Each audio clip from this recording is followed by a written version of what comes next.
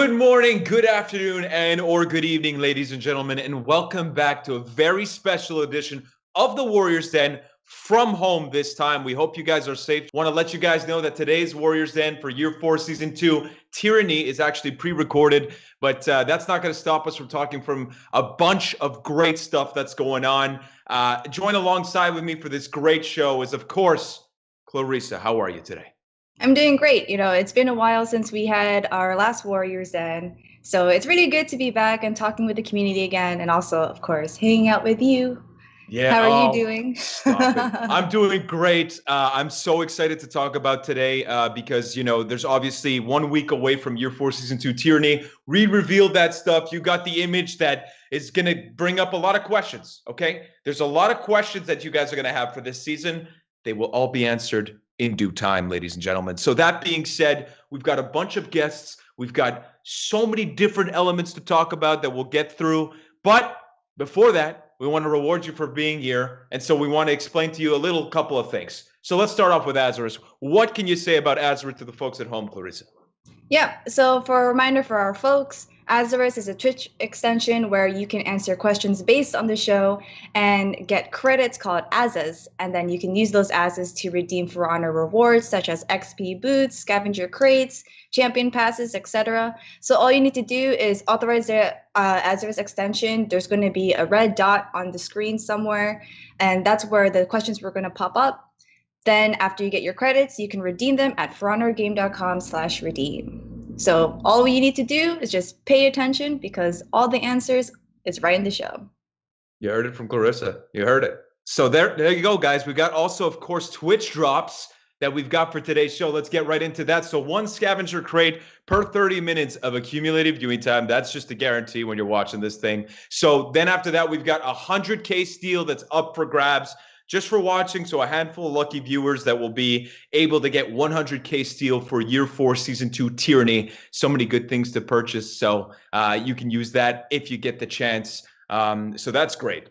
Yeah, it's exactly. And we just want to remind those that with the Twitch drops, the notification will be delayed around 24 hours just for the full processing for Twitch and Ubi. So just be a little patient.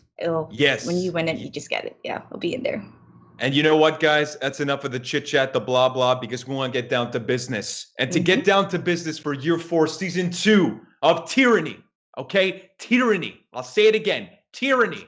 That starts June 11th, next week. We're going to hit you with a little story trailer in about 3, 2, 1 seconds. Let's do it now. Let's go. Let's go.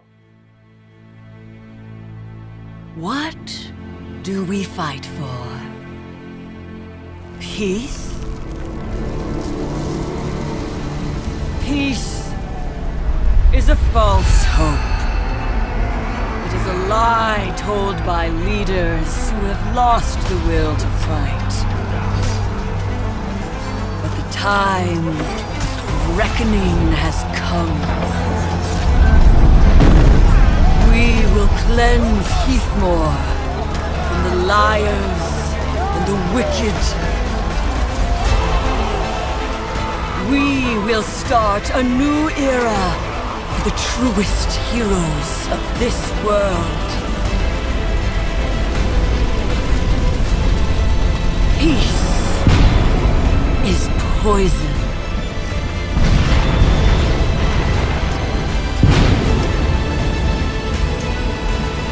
We are war.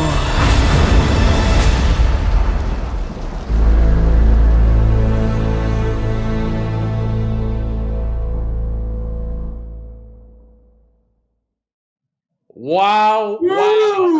Wow. So cool. Okay. Mind blown. That was the first reveal of the Year 4 Season 2 Tyranny story trailer. I've got questions. The people at home, I know you've got questions. And to answer those questions, we've got 3 very special guests. We've got Nicolas Bombré, the game director of For Honor, Elise Trin, game writer, my boss, Clarissa's boss, Monsieur Pascal Leroux, brand director, to join us alongside today. How are you guys today? Pretty good. Fantastic. Doing great. We've got a lot of things to cover, okay? I know that right now, inside my heart, I need a lot of questions that need to be answered. Let's start off from the top. Year 4, Season 2, Tyranny. Nico, can you explain what makes this season more different than the others? Well, you remember when we announced Year 4, we talked about the journey and how we wanted to make For Honor feel like it's a living world that's evolving over time. Well, I think that you'll find that as we transition from Hope to Tyranny and as the season goes on, we really push the envelope on that front this season. I'm super excited because of this, also because of the fact that it's, I think, the season that is the most content-packed, full of surprises. I think it's going to be our best season yet. I think by now you've noticed that we are transitioning from peaceful times with Hope to darker times, I think, as the trailer showed. Okay, I got a question on that because at the end there seemed to be a familiar face. I don't know, this person Apollyon that was part of the campaign. Is she dead? I don't understand. I mean, I don't know who that is. Apollyon was supposed to be killed after the campaign. So that's how you're going to play us, Nico? All in due time. All in due time. We'll be revealing things as the season goes on. This is only the beginning. And talking about beginning, I'm super excited to announce the return of the true fan favorite activity, Test Your Metal, for the beginning of Season 2 Tyranny. Hey. So you've been asking for this for a long, long time. It's finally here with a little twist. Sweet. That's amazing. Yeah, so like, Nico just talked about how we went from peaceful times to now a darker time. So my personal favorite about Season 2 is the direction of the narrative. So Elise, what could you tell us about the narrative for this season? Honestly, I can't tell much. To be honest, without spoiling anything, it's a tricky exercise for me. But I'm gonna do my best. So basically, you remember in Season 1 we had the honor games, right, for the truce. It was more a peaceful season with the warriors trying to achieve some sort of agreement between factions. And they had those kind of Olympic games, with warriors fighting each other. Now, Test Your Metal is back, and it's part of our lore now. It's called Metal Trials, and it's basically warriors reenacting battles from the past against impersonators of Apollyon, the Blackstones, and all the your favorite characters in the campaign. So that's where we are starting in Season 2, and then at some point, a new hero will come, and that's pretty much what I can say without spoiling any surprises. So many surprises, but you know what?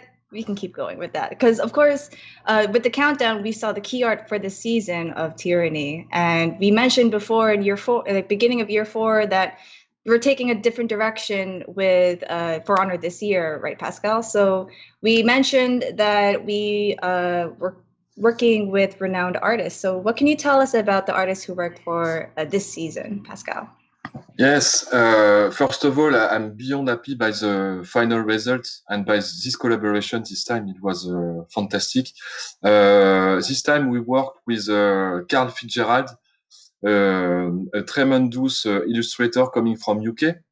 And if you don't know him yet, guys, Google his name and dive into his universe because honestly, he's so talented, And to support the narrative that Elise just mentioned, for Tyranny's asset, we wanted to have a little shift in terms of tone and style. And we were looking for something more cinematographic and more atmospheric, if I can say that like this. And when we saw Carl's art, we were, we definitely need to work with this guy. And it happened. We are very happy. And it's funny because before this interview, I was watching again this trailer. And, I was pausing it randomly. And every time I was telling myself, wow, this image could be framed on my wall and it would be super great. It's a kind, his style is a bit like it was, if it was a painting.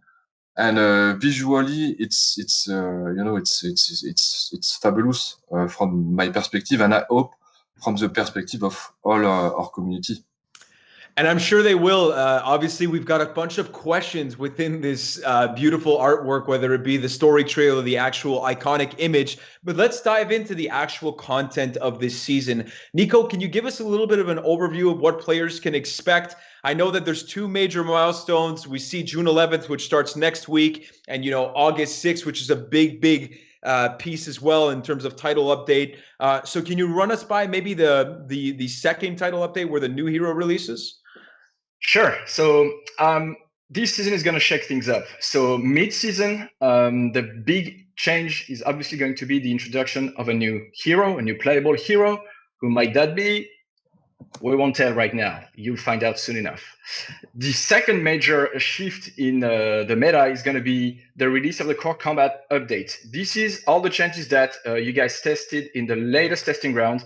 By the way, this was our most successful testing round in terms of attendance ever. So thank you all for playing. We gathered a ton of great feedback.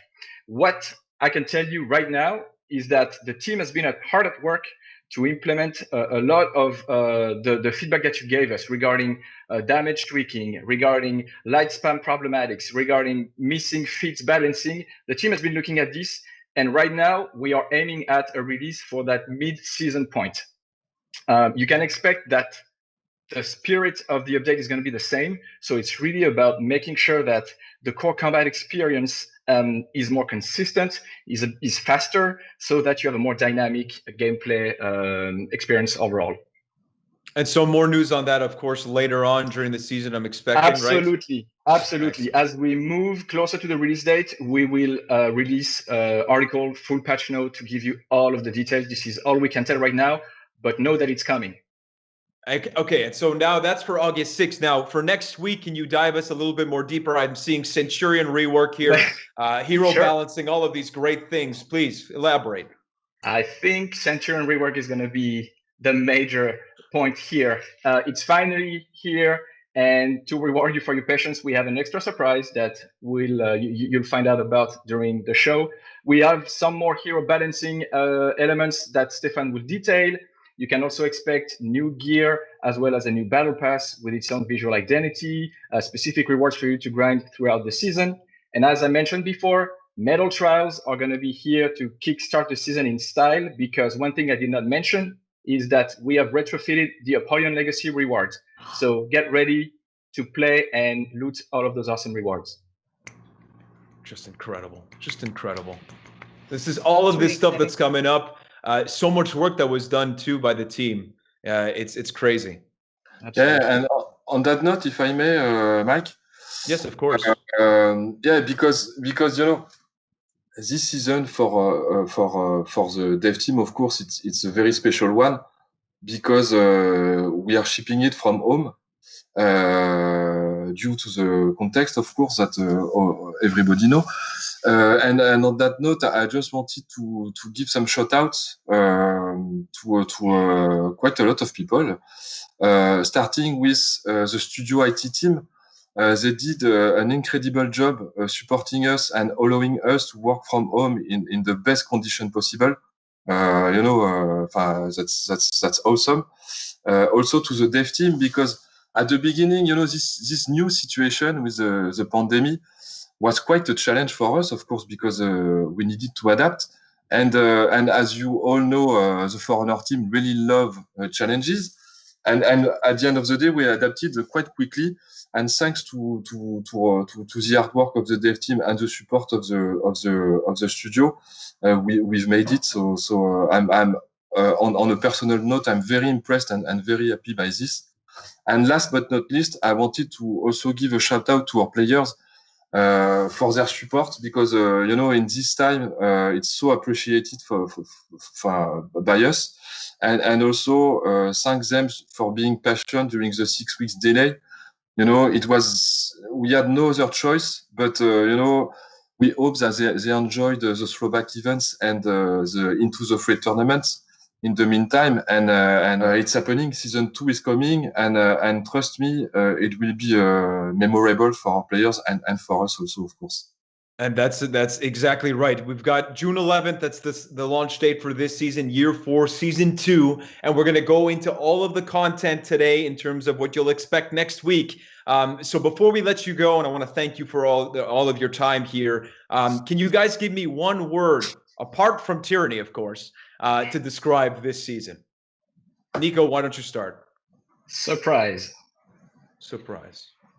Ambitious. Vicious. And Pascal?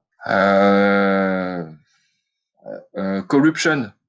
Corruption. Yes. Corruption. I like it. I like it. Well, there you heard it, guys. We've got a bunch of more guests that are coming on to talk about the content. Thank you again for your time, and we'll be right back with Stefan to talk about the fight update with your boy Centurion on the line. We'll see you right after this.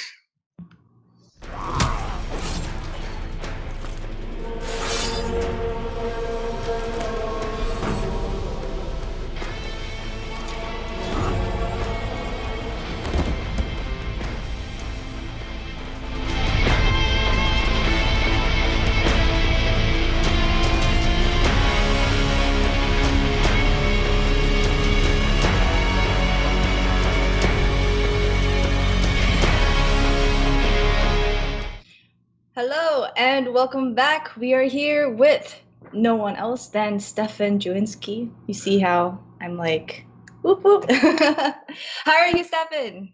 I'm doing great. How are you guys today? Doing pretty great. Hype the shit, dude. Hype the shit. Good. Let's It's a good day. Yeah, let's get right into it. We've got so much to talk about, and the big point of discussion here is our boy Centurion.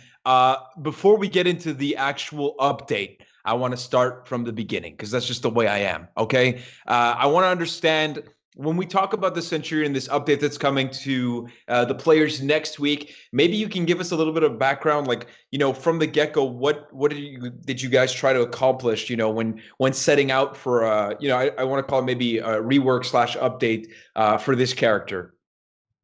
Yeah, totally. I mean, it's been a bit of a journey to get to this point for the Centurion.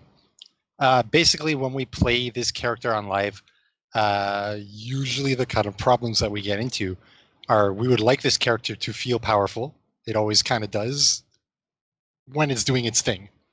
We'd like it to be able to do its thing a little bit more often.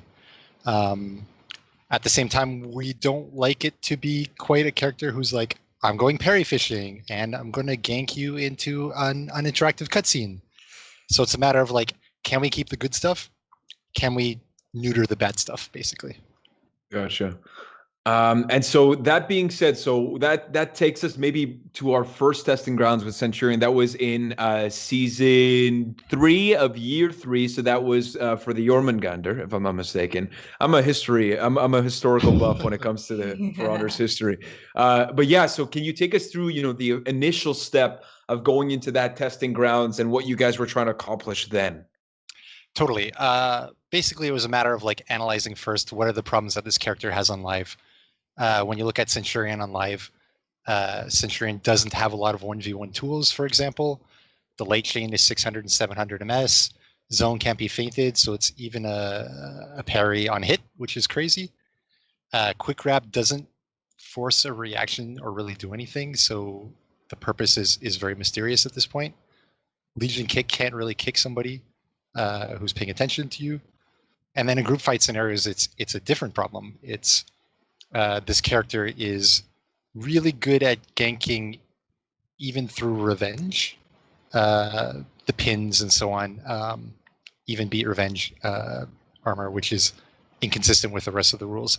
So it's got a very strange goal right now in either 1v1 or group fight games. So we're trying to like pull away that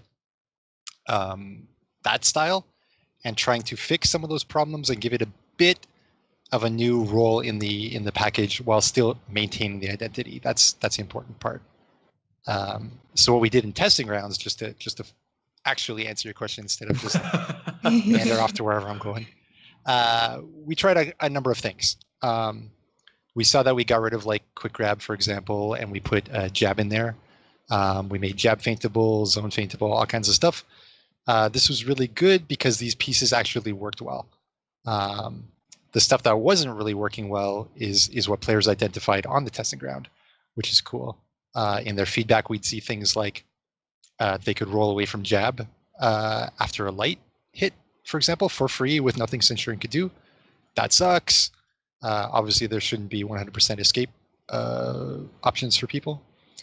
On the other side of the thing, even when it was working for the Centurion, we find that the opponent still found it annoying, because even though there wasn't a cutscene in the testing grounds, the amount of times you got hit by the punch, when it had stun property, meant you had like flashbang in your face, boom, boom, boom, constantly.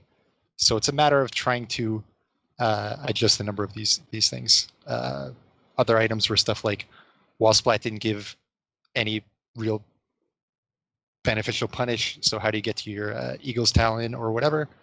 And there are a number of bugs with things like Lion's Roar, Haymaker, and so on. And the last thing they identified was like, hey, Legion Kick still is useless in this version. So basically that's what came out of the testing ground feedback. Okay, well, and that I guess takes us into today, and what changes you guys made to address that feedback. So I guess you can go into the details of like, okay, now we've went through that initial phase of testing grounds. We've gotten the feedback. Next week, players will be playing something. Let's dive into those details. Totally, yeah, exactly. I mean, coming out of that testing ground, basically it was the amount of time to look at the feedback and figure out how do we adjust each of these things. So I guess let's hit it without further ado, right? Let's take a look here. Cool. So sent, here we go. All right, so top to bottom, I'll kind of give it a little bit so the people who haven't seen the testing grounds can see a little bit of like, what is the stuff that was good then and we're keeping, and then what is the new stuff. So we'll kind of go. Zone attack, anyway, is now feintable, obviously. This is what people want. This is what people need. And it doesn't make Centurion sad to actually hit the move and get parried afterwards. So yes, cool. Second attack is feintable, and third attack is feintable. And you'll see, okay, that was the first, feinting on the second attack there, feinting on the third attack there, and now we're going to target swap. Yeah, Clarissa loves her target swaps, doesn't she? When you got a gank or when you're in a 1vx situation, you gotta learn how to target swap. But, what's really cool about this one is it gives the players more control and it makes the zone attack more viable because, you can, instead of letting it rip and then watching you be like, oh no, they're gonna block it, easy parry, I'm dead. Now they can swap or they can feint it. Correct. Exactly, so he's a little more unpredictable in this case, so that's going to be good for him, which would be cool. Okay, after that, Charged Heavy Finisher, as we saw in the testing grounds, is feintable, even once it reaches the unblockable portion. So we'll see a video for this one as well, and we'll see the character lets it rip first, I guess, followed by feint. Yep, you saw the unblockable there. So the VFX and the unblockable icon, the fire and so on, all up here. And there's the guard break feint as well. So with the change, these are 3 options that players can use to, have some mix-ups into their combat, right? Exactly. I mean, on live, because you can't feint that, once you see that, you're like, okay, not much you can do about that. I'll just punish him for trying to hit me. Mm-hmm. And here, now it's actually going to be a threatening option. That's going to be super cool. Yeah, I think this one's a good tool, especially when you want to condition your opponent. So it's like, when you want to keep doing it, like feint, and then eventually maybe throw out the guard break at the end. Or maybe let it rip, because they might think you're going to feint it or whatnot. So it's really... You have choice. Yeah. So that's going to be cool. All right, let's keep going through this. Jab. Okay, as we saw in the testing grounds, it is now feintable, but we made a number of timing options here, timing changes to this in the branchings and so on. So if you do jab confirmed light and then you attempt to jab, it's going to work. You have options to actually hit that or feint guard break that and so on. Same if you go to heavy and feint guard break and so on. These feints into guard break and such are actually going to work now, which is super cool. Besides that, we've tried to reduce the frustration of being punched so often.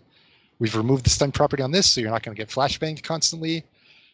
Jab is also target swappable as you're charging it.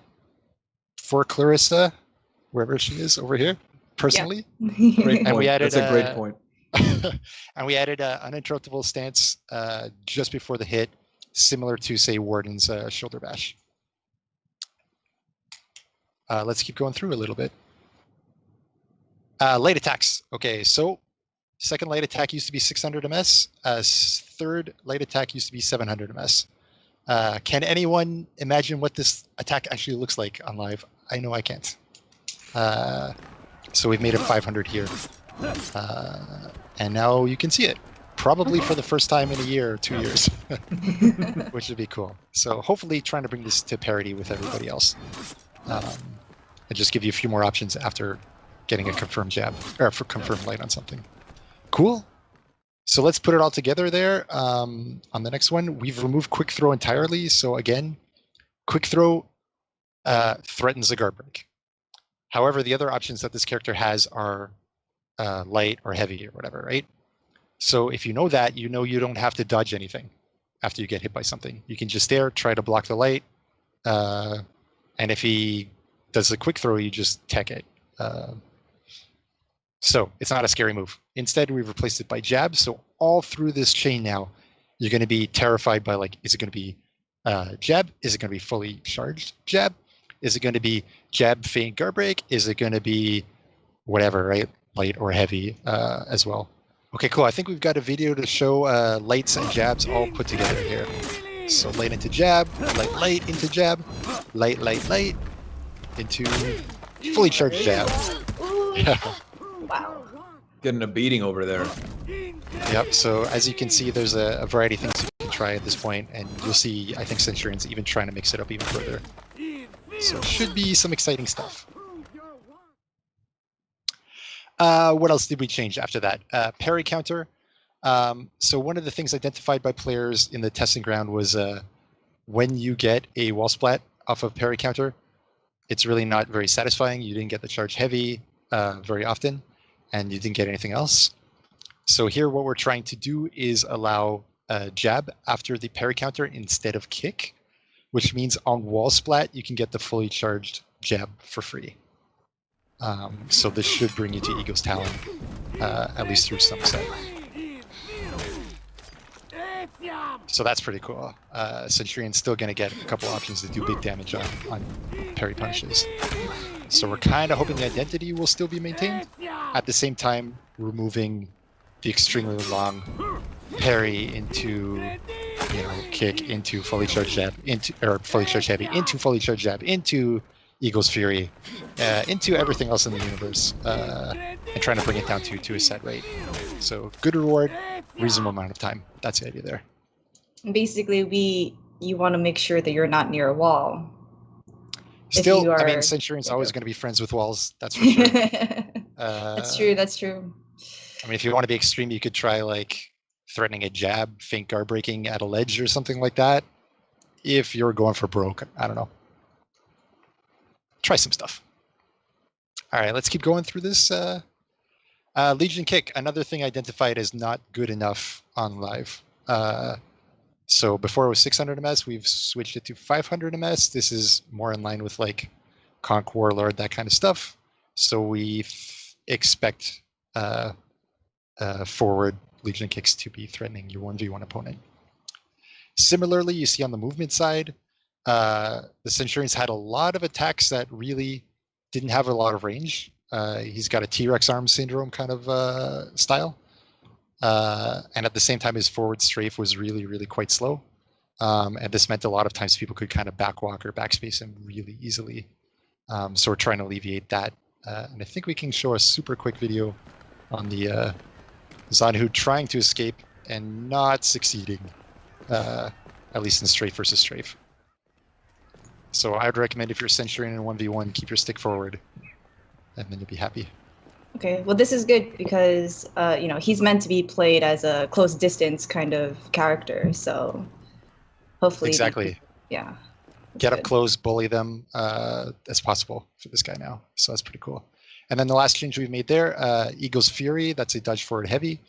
Is now 800 ms. It used to be 1,000, and we slightly increased the range. So again, it's another step of like, hey, can we keep you close? Basically, is the intention here. And that's roughly what's going on with Centurion. That's absolutely amazing. I know that this has been a long time coming for a lot of players, and obviously with the delay, we haven't had the chance to speak about this beforehand. So now we do get the chance. I'm just wondering, and as maybe people that are mains of the Centurion, how does this affect their playstyle?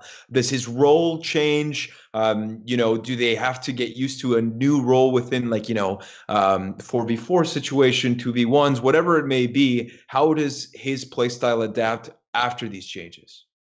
I think it's going to be really interesting, actually. So in 1v1s, basically we saw, hey, play extremely defensively, go parry fishing, and then punish like heck when you can. I mean, you're still going to be able to parry like everybody else. That's not taken away.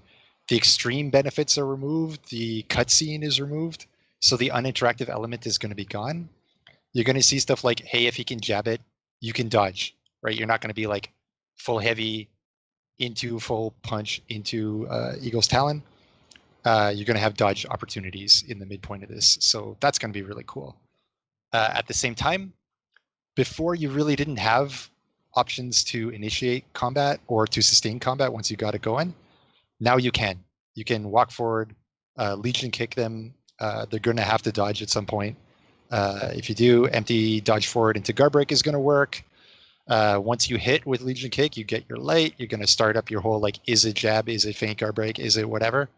That's going to be really cool. And the longer you can keep this going, because it's like quite a good set of options and powerful at this point, it's going to allow Centurion to fight and press buttons, and that's going to be the best part. It's going to be high risk, but it's going to be good for him. At the same time, in 4s, Centurion's job really was like try to gank the crap out of someone who's about to get revenge, and don't really allow them to survive through revenge, which is niche and quite annoying, honestly. So that part's going to be gone. At the same time, improving the 1v1 aspect and stuff like the kick and so on will mean you can get the kill. And it's going to be really interesting to see how does this character evolve in group fights or not. Have to put it in the hands of the best players and see what happens. Well, the good news is that they don't have to wait long, because it starts June 11th, and that's when the update will be available for our boy Centurion. And that's not even all. We've got another surprise when it comes to our boy. So we'll see that later on, and you guys got a little tease at the intro. So that being said, there are a couple of other changes and updates in terms of fight. Why don't we get right into that? I guess my question to start you off is really, is there a common theme here in the changes that you're going to run through right now? Yeah, for sure. I mean, most of the stuff you're going to see in the hero balancing segment here basically comes out of more feedback that we get from you guys. We're doing like a player survey every season, the last couple of seasons, where we ask you specifically, hey, what is frustrating, what is fair, what do you like, what you don't like. And a lot of what you'll see in this particular patch is meant to address high frustration elements, properties on characters, as well as characters specifically. So we're going to see, hey, there's going to be uninterruptible stance nerfs. There's going to be stamina nerfs. Those are probably the top two things we'll see. Sweet. So let's dive right in then. Cool. Let's hit it. Yorm. Uninterruptible stance. You're going to see top heavy opener. Uninterruptible stance now starts at 600, was 400, and sides will now be 500.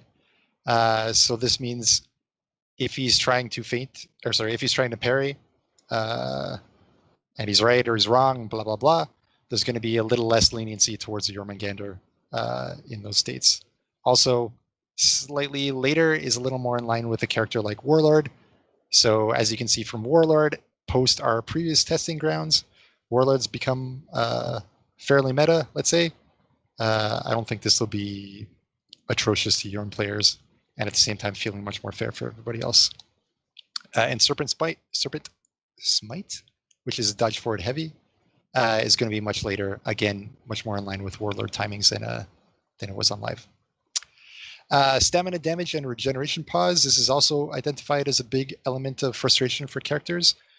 We've reduced the stamina damage done by the light opener, light finisher, and the guard break melee, while reducing the regeneration pause of all 4 of the melees on this character.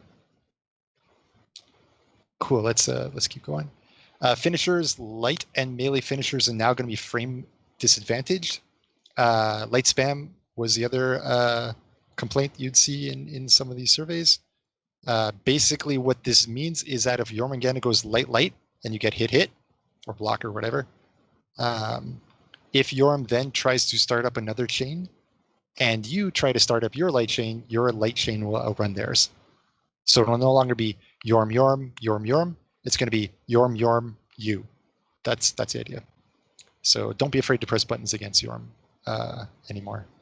So for that part, sorry to interrupt. So so that happens only if it's confirmed, or just like no matter what, like if it's blocked, confirmed? Basically in all situations. Same with melee finishers. Even if that hits, you're going to be the first one to act after that.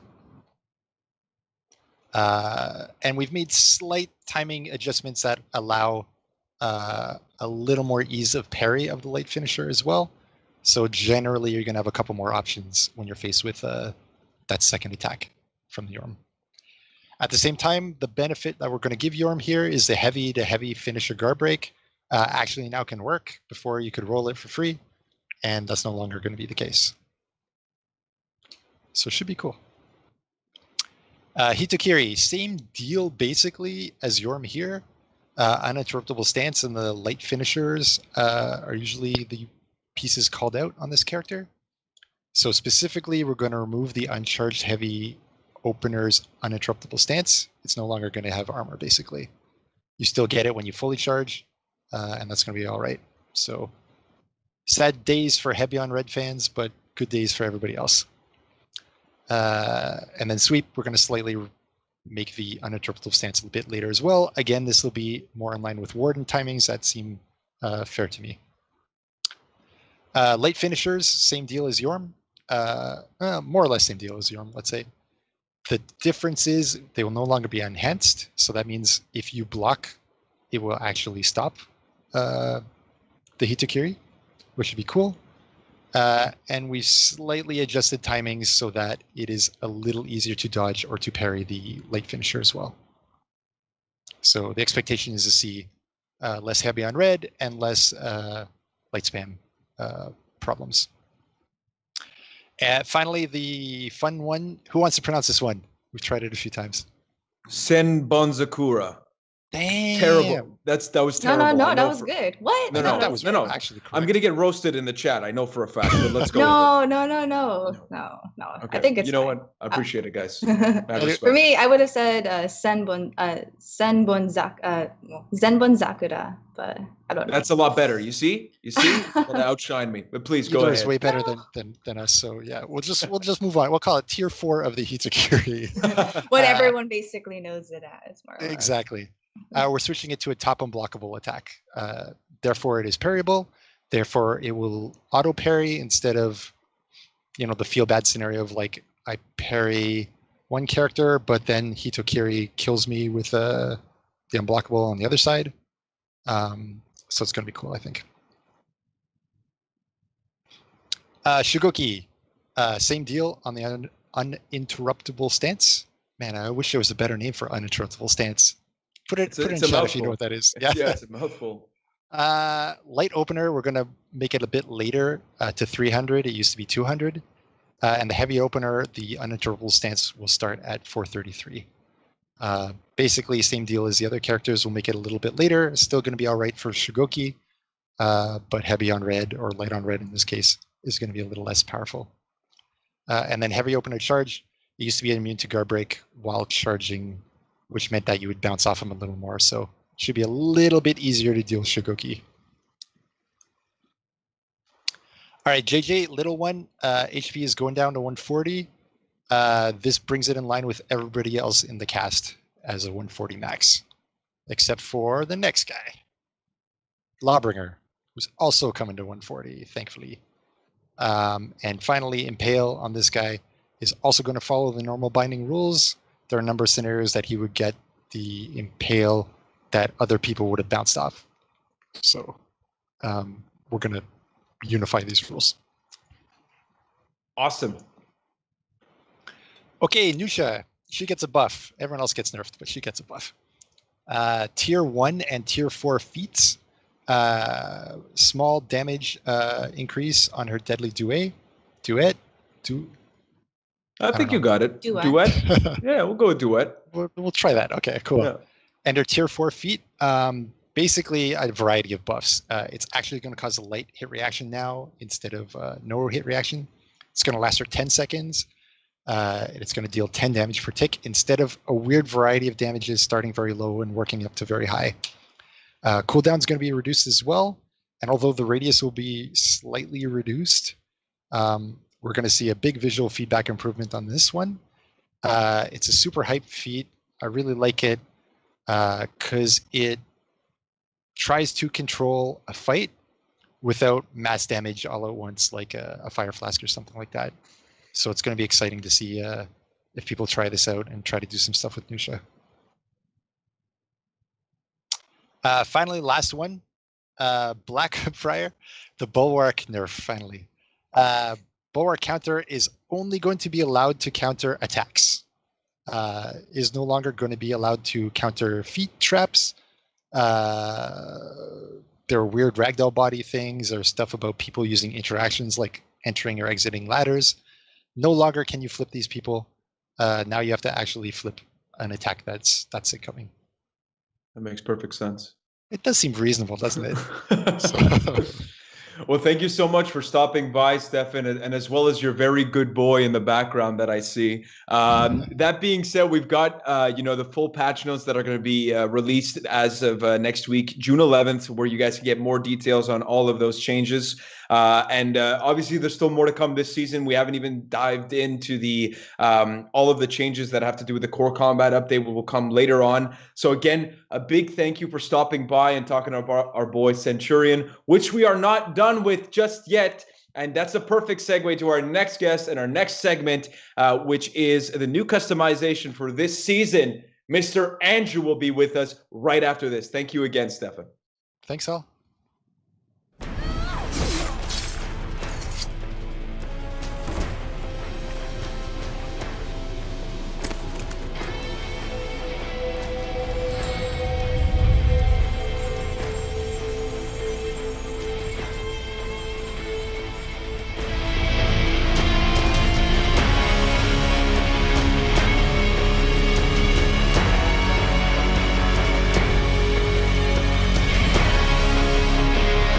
And we are back with a very, very special guest, our friend Andrew Im, Associate Art Director on For Honor. How are you today? Good. Incredible.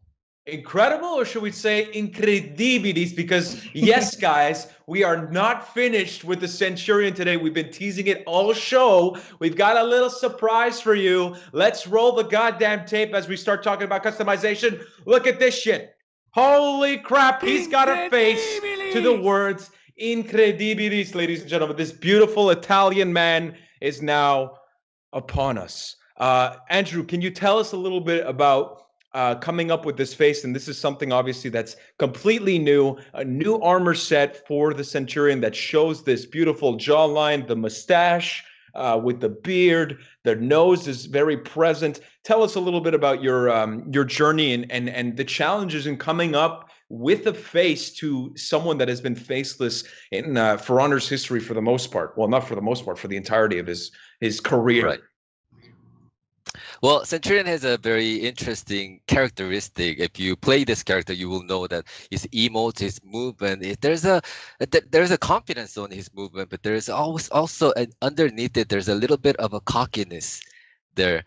His face has quite. I wanted to make his face a bit serious, but at the same time, there's also hidden smile that makes the ease the people and gives a humor. So there's a. interesting challenge to create his face. But then that was a pretty fun task that I had. And coming up with that task, I mean, is it difficult? You know, do you want to use, like, you don't have to name necessarily, but I'm sure you're using references to come up with this face. Of course, of course. Basically, when we create the face, we use the collective unconsciousness as our It's a mouthful. guideline. Don't worry about it. Basically, yes. We watch a movie and there's an actor who acts acts like a Centurion in the movie. And once you see their face, that's like, oh, I remember that face who was acting in that way. That's how we use how we create it's the process of creating the face. So we choose couple actors and try to combine it to get the right feeling of this character, and that's how we completed his face. It's right on the nose. Yeah, I mean, well, speaking about the new face, we have to also talk about his armor, right? Like his set. So I'm assuming that this isn't just the only set that people can get. No. There are variations of the Centurion's armor. This time, what we wanted to kind of do is a more traditional setup. He's the armor structures and there's a bear dive. You don't obviously don't see it from here, and then there's also the traditional sandals that will make it very looking like a Centurion from the Roman. It's like before that it was a bit of a For Honor fantasy on it, but this is a bit going towards the traditional the armor sets, and I think a lot of people were demanding to have this type of variations. Yeah, well, these are amazing variations, but we have to talk about the rest of the season and the other heroes that are getting. Of course, as we promised. Yeah, so what can you tell us about this year? Exactly. Overall, I mean, as you guys know by now, the theme is a bit darker than before. I mean, the last season. We don't get to see all the details from this video. We don't see the back, so I'll leave that up to you guys to find out. But there's also always a hint of darkness within every variations. Or the mystery. So as you can see from the Peacekeeper, you see a Venetian mask on top of it. So there's also, you don't get to find out what she's thinking of it. But then visually, it's a quite interesting culture that I wanted to introduce. Also, those white pelt is something that is quite new for the world, and also very traditional. The mask for Kensei's mask with the nice mustache, and of course Orochi also just started to have the mask on of his own. Very interesting beard on the side. It's a metal the mask. He doesn't look very happy. They don't look very happy. Yeah, they don't look happy at all. It's the dark season. Here we go. The darkest one. What happened? Yeah, I don't know what happened to Nobushi. So angry. It's creepy. It's a bit creepy, yes. Yeah. And of course, the Shikoki, another pimped up version of it. It's Nice. very bling bling. Very nice. And so when you come up with these new armor variations, obviously you're trying to encompass, like if we're looking at the Warlord, what are you trying to accomplish here? It's again in the spirit of creepiness, I'm assuming. Well, not Intimidation? Really, when we read the Reddit, there's always a demand from the player, and that's I'm trying to kind of satisfy their so the one of the mask you saw it from the Warlord is one of them that people wanted to have a full mask version of the Warlord. So there is one variation that you will be able to use it to make sure that he has a full mask. Edgy as all hell.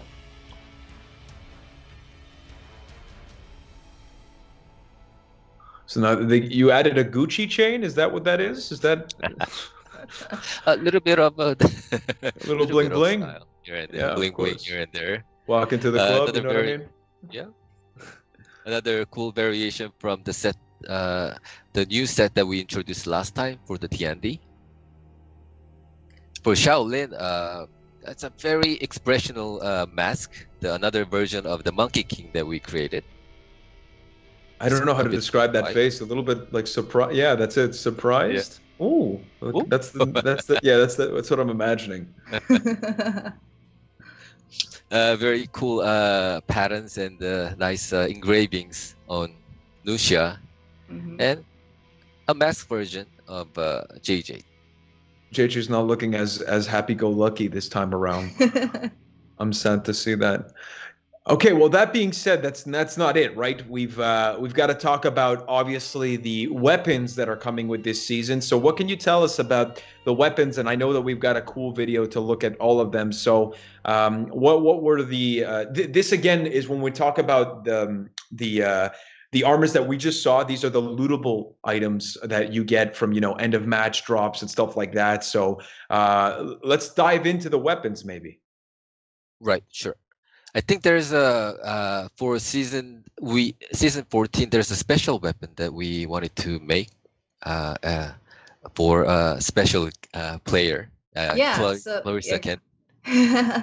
Yeah, so the first weapon that you're going to see is the Warden's weapon, and this one's special because it's for one of our players, Ogi, who honored us with his Make-A-Wish request, and so we chose Warden because he said the Warden is his favorite weapon, and he named it as Ogden's Revenge. So shout out to you, Ogi, and to your Make-A-Wish chapter, and we hope that you're doing well during these times. It was our pleasure to make a specific weapon for Ogi. Yeah. And so apart from that, when it comes to the weapons in the actual kind of theme of the season, obviously I'm seeing a lot of green. I can see that as maybe the common theme for these weapons. Right. Overall, the color of this season is a toxic green. It's applied throughout the whole weapon. You can just guess what that means, and then you'll find out eventually. Yes. These are just the reskinned weapons, and only the Black Prior. I think we just passed it, and the Wu Lins will have new visuals. But other than that, those are just the reskinned version. Just to remind you guys. And of course, guys, we're doing this from home, so we don't have the flexibility of necessarily doing this live and taking the time and maybe even looking at your comments. So obviously, you guys could take a look and pause the video whenever you want to take a look at maybe your mains weapons. But obviously, these are all going to be available starting next week, June 11th, for Year 4 Season 2 Tyranny. For those of you who may be joining us late on the live stream, which is not very live because it's pre-recorded. But that being said, Andrew, for this season, we're gonna let these play out and take a look at all of these new reskin weapons. But what are you most excited about? It's something that we weren't even be able to showcase right now, but then we'll slowly unveil the stuff, and as we are moving on, that it's going to be there. So we're just at the tip of the iceberg, is what you're saying, basically. You know what? I actually just want to reveal everything. No, Andrew, you can't do it. Andrew, don't do it. I'm gonna. If I had the player that I can. It's all in here. I saved it. That's incredible. I just always couldn't with find the the player. Give 1 second. No. No, Andrew, you can't choose a VHS. This is 2020. We can't do this, okay? We don't do this anymore? No. That's, even as a boomer myself, I say that VHS it's done. That being said, okay, so we took a look at the weapons and armors that have to do with the lootable aspect of this season's content, but that's not all, right? Because we have the Battle Pass. Year 4 Season 2 is coming out with a new Battle Pass as well, and there's items that are related to that, so we can maybe take a look before we dive into the actual weapons of the Battle Pass. We have a few items that we want to highlight. Obviously, this is going to be themed around something that's a bit more dark, as we mentioned. So we can roll the clip right now and take a look at the flagship items of Year 4 Season 2's Battle Pass. So what can you say about this? Well, Season 14 introduced a new type of dark. It's a new order called Horkos. they arrive, and we don't really know what they are trying to bring with them. We'll find out slowly. There are a lot of mysteries that we that will be unveiled throughout the season. It's insane. It's here. It's all in here. Yeah, I mean the journey is gonna unfold itself for sure. So that looks like a yummy juice. Okay, so let's keep going here. That being said, we've got the weapon sets. We're gonna take a look at the Horko's Trophy Head free roam emote. So that's all part of the battle pass. Again, this is new content coming with Year 4 Season 2. The new weapons, you're getting a sneak peek here on our on the Centurion and the Valkyrie, but we'll actually dive in a bit deeper with the next video that we're gonna show you guys for the battle pass weapons. So let's launch the video, but what can you tell us about this particular set of weapons that are a part of the battle pass for Year 4 Season 2? Right. The theme of these weapons are the alchemy, the rebirth, and the mysticism. These are the main topic that this first part of a season, and our weapon design will kind of reflect the trend of this dark time. The main material that I use for this one is the red gem, or we can call it like red crystal. Usage will be, you will find out soon. Always assume. Man, all you're doing is teasing these guys. I can't keep up. What can I do? Others are the brass and the gold. The suede leather is another one, and lacquer wood for the samurai, and the oxidized metal, which you can see as a little bit of tint of a bluish metal that you get it. Those are the main material that we used. The color wise, it's a bit more saturated, so you will kind of see it's a very vibrant. And it's all the designs and weapon designs are inspired from the medieval.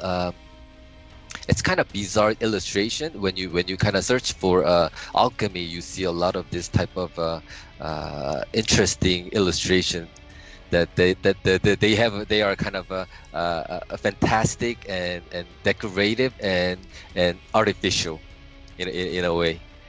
And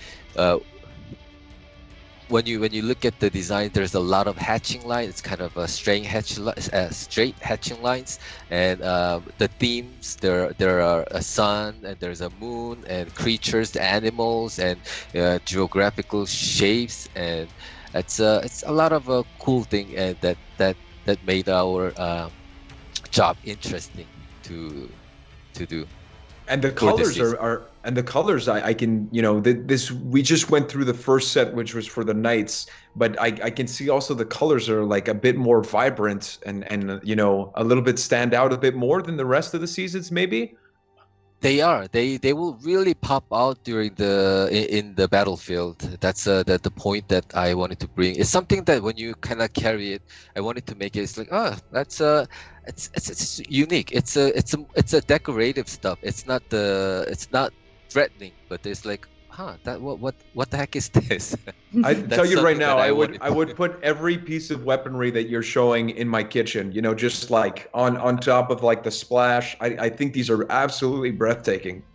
Incredible work that you guys did. There's geographical shapes, like you said. I'm not much of a mathematician. I failed math 3 times, but I can recognize them. It's incredible. It's just with on these weapon sets, we wanted the themes to drive whole weapons. Normally we divide it into each faction, so each faction has their own identity of the weapon, even though the theme is like, let's say, fire or ice. But this time I wanted to kind of really stick with the culture, as I did it for the previous one, the Prince of Persia. This one is another very unique one that will kind of make a good collection in your armory. I hope. These are beautiful. I think the hope is pretty much guaranteed here. These are beautiful, beautiful weapons. So now that was the samurai. Now we're moving into, I believe this is going to be Viking. There we go. Well, that's good. If you don't recognize it right away, exactly. I think we kind of succeeded. Yeah, there you go. Beautiful. It's an incredible job that's been done in Chengdu studio. So Absolutely. I thank a lot for them. Very talented people in that Very studio. talented. Very talented. When it comes to Very art, creative. when it comes to art, I think my biggest creative achievement is being able to draw a heart, and that's pretty much it. Like I can do a heart not bad, like on a first try, but even then I have to erase sometimes. So the talent that's here compared to mine, quite drastic difference. It's quite interesting. This one for the Clarissa. Yeah. I don't know. I mean, I'm gonna collect them all. Well, I mean, like, you know, you can when you're, because it's all Look in at the this. battle pass. So. For Yorm. Insane. Oh, this one's my favorite. The shield. We're literally using the shield as a canvas. It's insane. Well, it was fun. It was really fun to design this.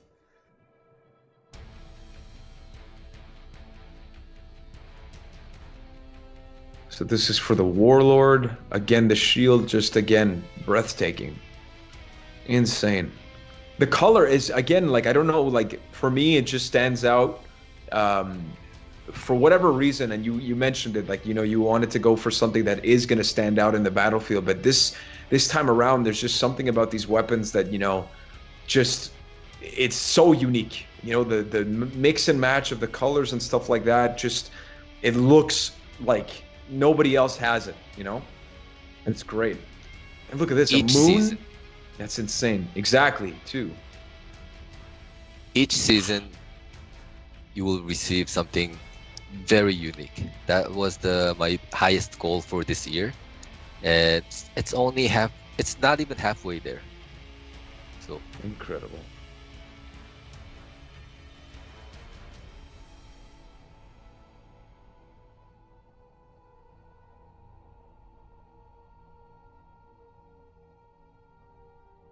Insane.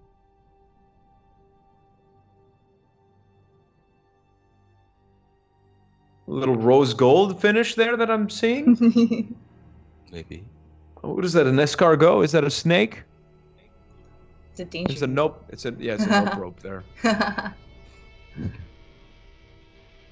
Okay, there's two nope ropes. Okay. The Shaolin means business. And we finished with the bizarre frog. That's incredible. I mean, Oh, nice. I'm game to finish on the Bizarre Frog. By all means, this is actually very incredible. Year 4 Season 2, again, this is the collection of items that you see for the Battle Pass of Year 4 Season 2 Tyranny. Again, we didn't have the flexibility of necessarily being able to pause on each item as we normally do, but you guys kind of get the sense of all of this great stuff that you'll have access to. Again, there's the free pass and the premium pass. So this will be available for the premium pass owners. You know, you'll have that showcase within the VOD if you guys choose to take a look at the items that you want. There'll be more details on the For Honor Game website, so forhonorgame.com. We'll have all of the updates that we're talking about. You get to see all of the tiers of the Battle Pass as well. Andrew, want to thank you for stopping by and taking your time to talk about all of this great new content for Honor Fashion, because we know that that's a big ticket item for our players. Thank you again. I hope you had fun. Did you have fun? Oh yeah. It was a different. I don't have you right next to me, so it's hard to get into it. But then it was still by pleasure to show you guys what we worked very hard for up to this point. I'm really thankful for the whole team, even when we had a difficult time to produce all these assets, but then we never stopped. And this is not it. That's something that I wanted to tell you guys. It's as you told me, as you said before, it's just the tip of iceberg that we reveal to this point. I just cannot wait, but then I just have to wait a little bit longer to reveal everything. And I can guarantee you this would, for the content wise also, it's the best season in For Honor history that I can promise that. You've just raised the bar. But so thank you so much again for stopping by. We're still not done with today's show. We've got one last segment to talk about For Honor Games Metal Trials, where Test Your Metal is finally back. And we actually have some customization to show still, because we're bringing some stuff back, ladies and gentlemen. Retrofitted. We're going to get to it with our friend Stefan, and as well as Alex Y4S2 to talk about For Honor Games Metal Trials right after these messages.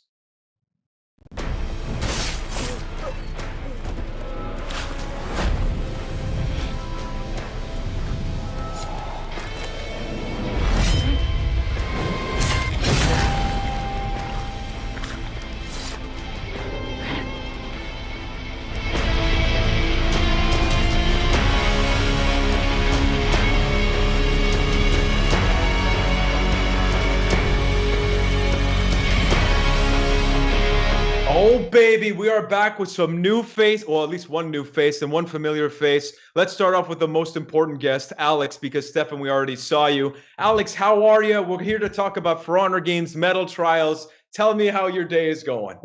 It's going good. I gotta admit that last time I was a lot more nervous, but now I'm in the comfort of my living room, so That should be good. And Stefan, I'm sorry, I didn't mean to, undermine your presence. I love you to death, you know that, but I need a jab once in a while. So how you doing? This is a back and forth you and I have. The will he, won't he? It's a perfect conversation. It's gonna be a battle that rages on for the rest of our lives. But that being said, guys, we've got so much stuff to talk about for Honor Games Metal Trials. This is for those of you who don't know, we're bringing back Test Your Metal. I know that was pretty obvious from the top of the show. And some of you don't know what Test Your Metal is. And I don't blame you, because it was, a couple of years ago. So maybe you're new to For Honor and you joined in late, and we're going to talk about all of that good stuff because we got a twist. So Clarissa, do you mind setting maybe the context and what this twist really is for Honor Games Metal Trials? Yes, I can. We have a lovely PowerPoint for that. But basically, like Elise said in the beginning, the Metal Trials is going to be in lore with the season. So the narrative, if you can go to the next slide, is while the world's attention was focused on the truce of Wyverndale, a sinister threat grew in the shadows. The festivities of the Honor Games began a new chapter with the reenactment of battles against Apollyon and the Blackstones, but none of the warriors foresaw that the event would soon be remembered as one of the darkest moments in the Heathmoor's history. ... So much grimness. Is that a word? I don't care. That's crazy, guys. Grim. Yeah, it is Darkness. grim. Yeah, the darkness. But that being said, we have this kind of mixed emotions here. We're starting off Year 4 Season 2, obviously in this context that is still in the Honor Games, but there's something that's going to happen. Shit is going to hit the fan. So we'll see when that happens. But can we dive in maybe more in terms of the game mode? Test Your Metal. Stefan, can you start us off and bring us back to time with this classic throwback? Totally. This is a fan favorite, Test Your Metal, returning in the context of the Honor Games. So you may remember the Honor Games from the previous season of Hope, where basically, people were having fun medieval type kind of battles, not meant to kill each other, but it's swords, it's For Honor, it's a bit dangerous to have fun. So heads are going to get lopped off anyway. And here, basically, great fighters have taken on the armor and the mystique of campaign story mode bosses, and you are going to fight them with 3 of your friends, for the enjoyment of the crowd, basically. And so this may be the answer that we have for why seemingly might be Apollyon in the key arts. I don't know if that's the reason. Maybe we'll find out later in the season. I don't know, guys. I don't know, and I won't tell you today if I did know. But that being said, Stefan, you spoke a little bit about the game mode overview, but maybe let's dive into the details of what it means to really play Test Your Metal and what players can expect next week. Totally. So it's a 4v4 elimination game mode. 4 of you are going to be humans, and the other 4 will be the bosses from the campaign mode, the computer-controlled ones. If you don't know if you're a human or a computer, we'll debate that after the show, I guess, to help you out. But other than that, we've got 2 chapters to bring to you. 2 chapters, right? The first chapter, you will fight a random roster. Either it'll be led by Apollyon, and it'll be her knights, or it'll be led by Samurai and his Samurai and the Samurai, Tozen and the Samurai. Yeah, there we go. I don't know what I'm saying anymore. Or Gudmundur and the Vikings, and it'll be best of 7 eliminations, super fun. And then in Chapter 2, when that comes, it'll be a boss parade. It'll be made up of Apollyon, Tozen, Shadow of Tozen, and Gudmundur, and it's a super awesome chance for you guys to show off your skills against the story mode bosses one more time. Rules pretty basic. It's elimination, best of 7. But every time you win a round, the bosses are going to get harder. They might increase their HP, they might get shield HP for the round, or they might get a damage dealt bonus, or they might get multiple as you get towards the later rounds. So it's going to get tougher and tougher and tougher.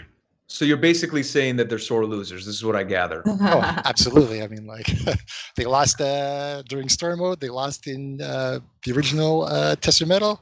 They can't take the L's. I've been taking the L's since the first time I played For Honor, so they have to learn. Okay, that's how I've learned. It's practice. Okay, yeah, it is practice, and even the amount of practice that I've gotten hasn't been enough. So, okay, let's get into the actual context of the Honor games. I know that there's, as you mentioned, kind of the fact that we had this in season 1 of year 4. We're getting into season 2, and we're in the same context. Alex, what can you tell us about the environment that we're going to be playing Test Your Metal in? Well, first of all, the Knights decided to host these games in the Shard.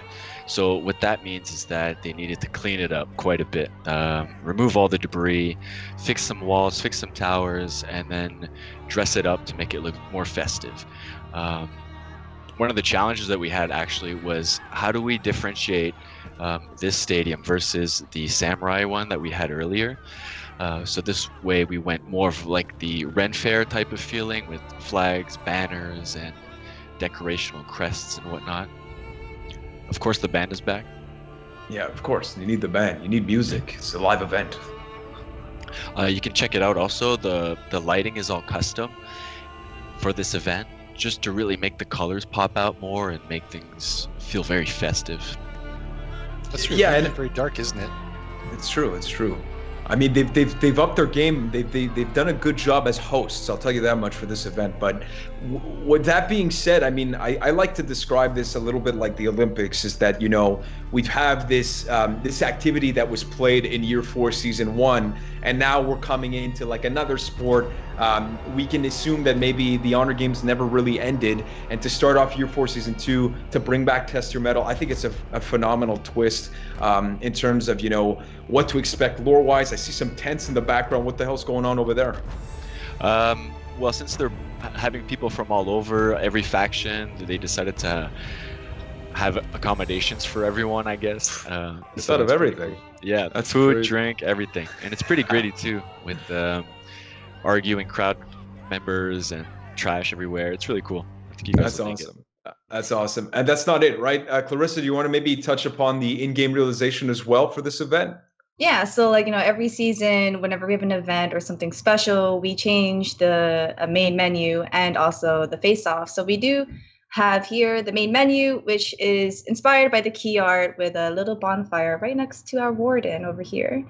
Yeah, exactly. And then we also have, for the face-off, inspiration from the trailer with the nice rose or flower, which will turn a little red and disappear. So what's really special about this, though, I don't know what Uri told you, but he told me that something may or may not change between these two realizations.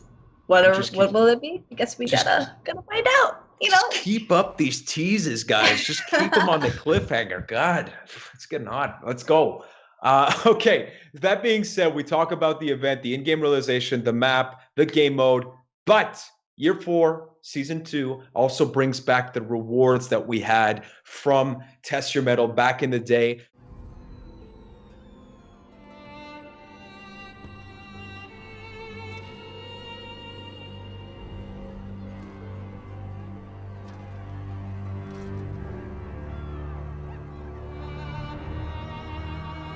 right now we're taking a look at the Age of Wolves battle outfit that's coming back. So there's common rewards, there's exclusive rewards per week. So all of that good stuff. I don't know if you guys have any favorites in terms of this, but in terms of For Honor fashion, it's one of like the best things that there is out there when it comes to being edgy. Wait till you see the execution mood effects that comes with this one right here. It's really insane and it's super cool. I can't wait to equip it. I think it's my new favorite. That's gonna be sick. And so that being said, let's dive in maybe into the armor sets as well, because we've got those. Again, the details that have to do with this, we're looking at the Black Prior. This was a Harbinger hero, so they didn't get that set because they didn't exist. That's how that works. That being said, for it to be fully that kind of dark and black material, you need to actually apply it over and above the gear sets that are available during this event. Again, this is a 3-week event from June 11th, which is next week. Actually, it's today. We're June 4th when we're recording this, actually. My bad. And then it ends July 2nd, so you have the availability of these gears and these weapon sets that we'll take a look at. But do you have any favorites in this, Alex? Definitely the Black Prior. Yeah, with that Grim Reaper look. It's so cool.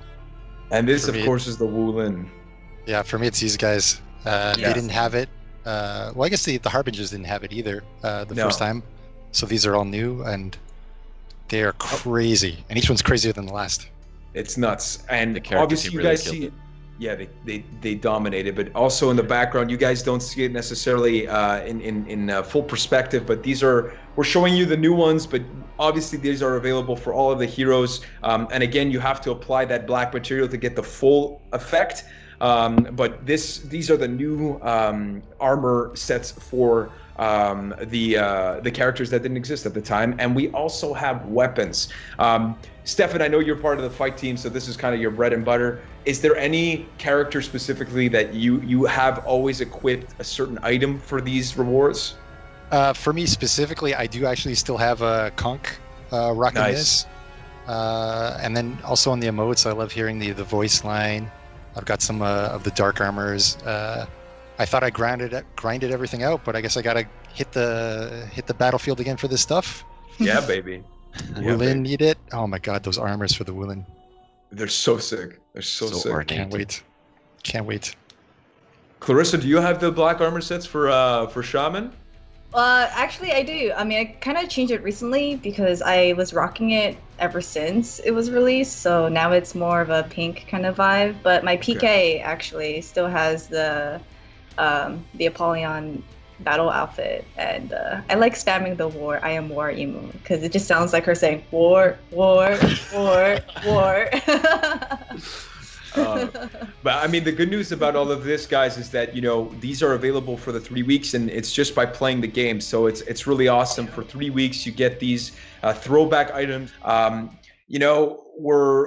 We're talking about a brand new chapter in For Honor, something that's going to evolve in Year 4 Season 2. We're starting off in a bright point, but there's something that's a little bit weird that's going on.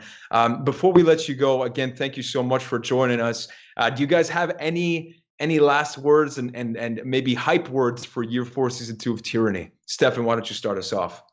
I mean, for me, the whole group, the whole dev team is super excited. Top to bottom, Tester Metal was a fan favorite. Centurion getting the buff, a number of good patch notes and so on. And we're just getting started in Season 14 here. Current prediction is best season of For Honor. Wow, that's a major bar. That's a major bar. And Alex, for yourself? Quote this. Yeah, let's do it. Well, like Stefan mentioned, the team worked so hard on this, and honestly, we just can't wait to hear some of the feedback. Yeah, and this journey is just not over yet. Again, guys, thank you so much for taking the time today.